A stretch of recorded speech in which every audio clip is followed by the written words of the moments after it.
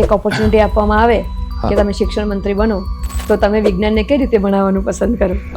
વિજ્ઞાન વિષય જો ભણાવવાનું થાય ને તો સૌથી પહેલા છે ને એની અંદર જે આટલું લખવાથી આટલા માર્ક્સ આવે, જે આપણી ગુજરાત બોર્ડની પેટર્ન છે, કદાચ એની જગ્યાએ એને થોડું બેટર લેવલ પર રિપ્લેસ કરવાની જરૂર છે એવું મને લાગે છે. ઓકે, બોર્ડના પરિણામ સાથે જે અટેચમેન્ટ હોય છે વિદ્યાર્થી અને પેરેન્ટ્સ બધાને હોય છે, સો એને કઈ રીતે હેન્ડલ કરે એના વિશે તમે શું કહેશો?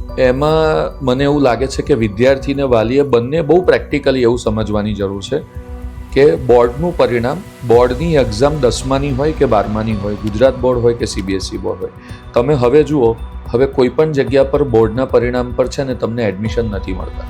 બાળકોમાં આત્મવિશ્વાસ અને જવાબદારી વધે એના માટે તમે કઈ રીતના શું કરો છો? એક તો આત્મવિશ્વાસ વધે ને, એટલે એના માટે સૌથી પહેલું અમે એવું કરીએ કે એમની ચોઈસ પ્રમાણે કરવાની આઝાદી આપીએ. ઓકે, તમારો એક શિક્ષક તરીકે, એક પિતા તરીકે, એક છેલ્લું જીવન મંત્ર, સંદેશ, મેસેજ તમારે વિદ્યાર્થીઓને, માતા પિતાને આપવો હોય તો એ શું હશે? મારે બધા લોકોને એક મેજર સંદેશ એ આપવા છે કે